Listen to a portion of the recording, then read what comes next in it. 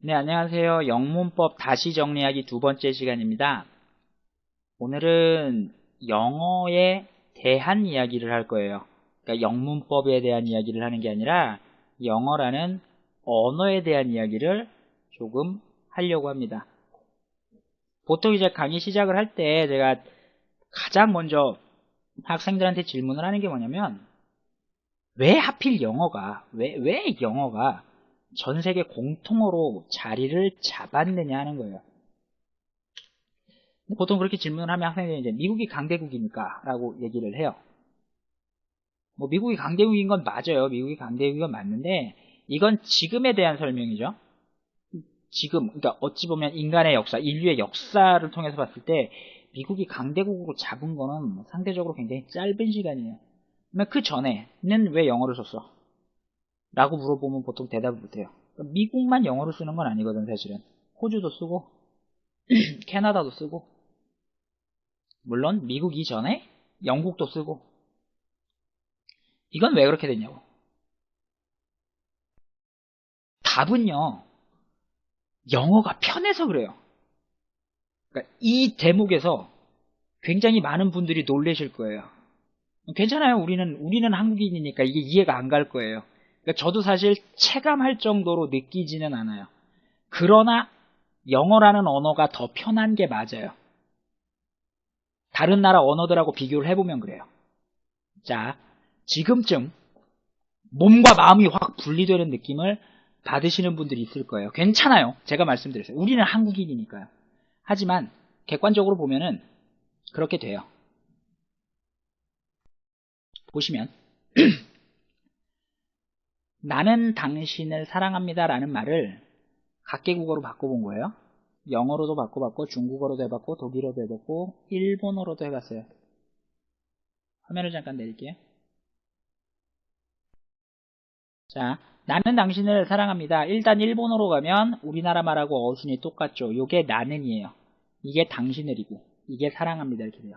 한국어하고 일본어는 어순이 똑같아요. 근데 영어, 중국어, 독일어 세 개는 I love you 쓰고요. 중국어는 이제 wo ein이 이렇게 읽어요. 독일어는 ich liebe dich 이렇게 읽어요. 전 독일어는 잘 못하는데 세 개의 공통점이 있어요. 주어 썼죠? love죠. 중국어로 이게 사랑 애자예요. 이게 리베가 독일어로 사랑 혹은 사랑한다라는 뜻의 단어예요. 동사 나오고 you 중국어는 너 여자, 독일어는 dich. 이게 이제 너 혹은 당신을 이라는 뜻이 돼요. 이 어순을 가져가요. 무슨 얘기냐? 한국어하고 일본어 같은 어순을 갖는 언어가 소수예요. 한국어나 일본어 같은 어떤 그런 어순 체계를 갖는 언어가 더 소수고, 이게 대세예요. 주어 동사 목적어, 소위 주어 동사 목적어의 어순을 갖는 그런 언어가 더 대세예요. 일단 게임 끝난 거죠. 그쵸? 그걸 먼저 이해를 하시고 다음 이야기를 좀 들어주셨으면 합니다. 그래서 이런 어순 체계를 갖는 게 대세인데 그 중에서도 왜 영어냔 말이죠.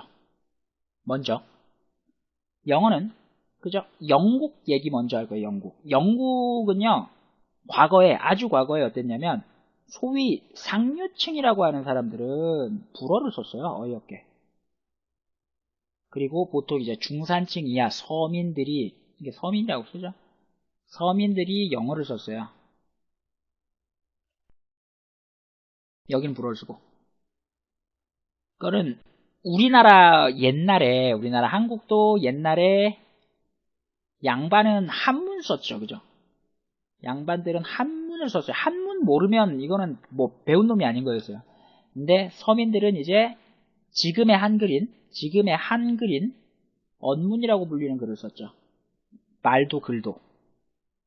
근데 시간이 지나면서 한문은 요즘에 별로 안 쓰죠. 그죠? 굳이 한문으로 쓸 필요도 없고 안 쓰긴 하죠. 얘만 살아남았죠. 언문. 지금 이게 한글이 되고 얘만 살아남았죠. 요거랑 과정이 좀 비슷해요. 영국 얘기로 다시 돌아갈게요. 영국에서 이제 서민들이 어디로 갔습니까? 미국으로 갔죠. 어떤 언어 쓰겠어요? 영어 쓰겠죠. 거기에 플러스 어떻게 된 거냐면 이게 영어는 이렇다 보니까 배경이 이렇다 보니까 편하면 그냥 갖다 써요. 문법이라는 규칙이 굉장히 많이 사실은 어긋나요. 장점과 단점을 동시에 갖고 있습니다. 편하면 그냥 갖다 쓴다 라는 이 한 가지가 장점은 뭐냐면 영어가 엄청나게 큰 확장성을 갖게 만들어줘요. 좋든 나쁘든 그냥 그렇게 쓰는 게 굉장히 많아요, 사실은. 이게 문법의 어떤 규칙에 맞고 안 맞고를 따지지 않고 그냥 편하면 갖다 써요. 굉장히 큰 확장성을 갖습니다. 반면에 단점이 말씀드렸다시피 예외가 많아요, 문법적으로. 문법적으로 원래 영어는 예외가 많을 수밖에 없어요. 태생 자체가 그래요. 거기에 반해서 그거에 반대로 요거 화면을 한 번만 지울게요. 주어, 동사, 목적어에 갖는 어순, 요런 어순을 갖는 언어들, 독일어나 불어나 나머지 기타의 유럽어들 있잖아요. 얘네들은 상대적으로 좀 보수적인 입장을 취해요. 무슨 얘기냐면 필요하면 갖다 쓰는 그냥 편하면 그냥 써버리는 영어하고 다르게 자신들만이 갖고 있는 그 고유의 언어 있죠. 그 고유한 색깔을 유지하기 위해서 이거 좀 단절을 많이 시켜요. 영어는 사실은 완전히 영어 아니잖아요. 그 안에 라틴어에서 내려온 것도 있고 사실 다른 외래어들도 섞여 있고 그런데 그런 외래어가 섞이는 거를 좀 막으려고 보수적인 입장을 취하다 보니까 확장성이 또 많이 떨어져요. 그런데 반면에 말씀드렸다시피 영어는 굉장히 큰 확장성을 가지게 돼요. 이것 때문에 영어가 보편적으로 쓰이는 거예요. 이해 가셨나요? 그래서 다시 말씀드리자면 한국 사람으로서는 절대로 이해가 안 가겠지만 영어라는 언어가 그리고 이런 주어, 동사, 목적어의 어순을 갖는 언어가 좀 더 편하다라는 것을 확실히 이해는 안 가더라도 확실히 알고 계셔야지 돼요. 번외로 좀 다른 이야기를 좀 해드릴게요. 한번 보세요. 왜 우리나라는 가나다라 바바사 이거 쭉 쓰고 자음 14개, 모음 10개 이것만 있으면 한국어가 만들어진다라고 생각하는데 사실 그렇진 않아요. 받침이라는 게 있잖아요. 이 받침 때문에 한국어 배우는 그러니까 외국에서 한국어 배우는 애들이 많이 한번 쓰러져요. 받침이란 체계가 없거든. 영어도 그렇고 다른 나라도 일본어도 사실 일본어도 받침은 없거든요. 옆으로 그냥 다 펼쳐서 쓰는 걸로 끝나요. 근데 한국은 받침이 있어요. 그것 때문에 사실 한 번은 굉장히 시련을 겪어요. 그리고 하나 더. 우리는 한글이라고 얘기를 하는데 그 안에 섞여 있는 그 무수한 한자어들 있죠. 그것 때문에 또 한 번 거품을 물고 쓰러지게 돼 있어요. 그래서 말씀드려요. 우리는 우리 언어기 때문에 이게 편한 거지 사실은 진짜 편한 언어는 이 순서대로 쓰는 언어예요. 그래서 오늘 서론 두 번째 시간으로 영어가 왜 보편적으로 쓰는 언어가 되었는지에 대해서 좀 살펴봤습니다. 이것으로 강의 마치겠습니다. 감사합니다. 굉장히 많은 분들이 놀라실 거예요. 괜찮아요. 우리는 한국인이니까 이게 이해가 안 갈 거예요. 그러니까 저도 사실 체감할 정도로 느끼지는 않아요. 그러나 영어라는 언어가 더 편한 게 맞아요. 다른 나라 언어들하고 비교를 해보면 그래요. 자, 지금쯤 몸과 마음이 확 분리되는 느낌을 받으시는 분들이 있을 거예요. 괜찮아요. 제가 말씀드렸어요. 우리는 한국인이니까요. 하지만 객관적으로 보면은 그렇게 돼요. 보시면 나는 당신을 사랑합니다 라는 말을 각개국어로 바꿔본 거예요. 영어로도 바꿔봤고 중국어로도 해봤고 독일어도 해봤고 일본어로도 해봤어요. 화면을 잠깐 내릴게요.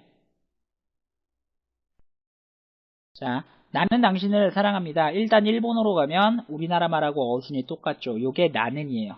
이게 당신을이고 이게 사랑합니다 이렇게 돼요. 한국어하고 일본어는 어순이 똑같아요. 근데 영어, 중국어, 독일어 세 개는 I love you 쓰고요. 중국어는 이제 wo ein 이렇게 읽어요. 독일어는 ich liebe dich 이렇게 읽어요. 전 독일어는 잘 못하는데 세 개의 공통점이 있어요. 주어 썼죠? love죠. 중국어로 이게 사랑 애자예요.